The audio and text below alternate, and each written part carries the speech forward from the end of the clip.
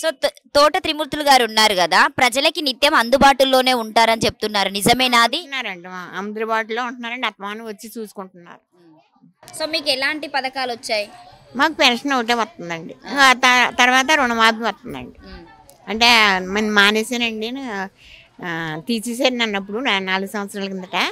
అయినా సరే 4 సంవత్సరాలు రుణమాఫీ వచ్చిందండి, ఇచ్చారు. అంతే. ఈ సంవత్సరం ఇవ్వలేదులేండి, ఇంకా వస్తుంది అంటండి.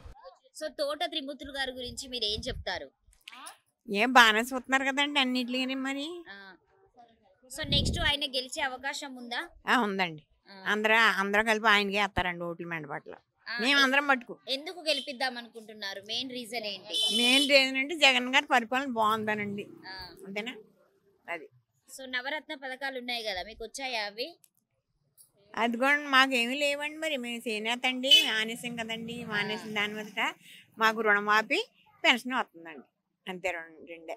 మా అమ్మాయికి ఏమండి 18 సంవత్సరాలకి 45 సంవత్సరాల వాళ్ళకి వస్తుందండి 18,000. మా అమ్మాయికి ఈ ఇల్లుపాడులో స్థలం వచ్చిందండి మా అమ్మాయికి. ఇల్లు కట్టుకున్నారా? ఇంకా లేదండి, కడుతున్నారండి మొదట. స్థలం అయితే వచ్చింది. వచ్చిందండి.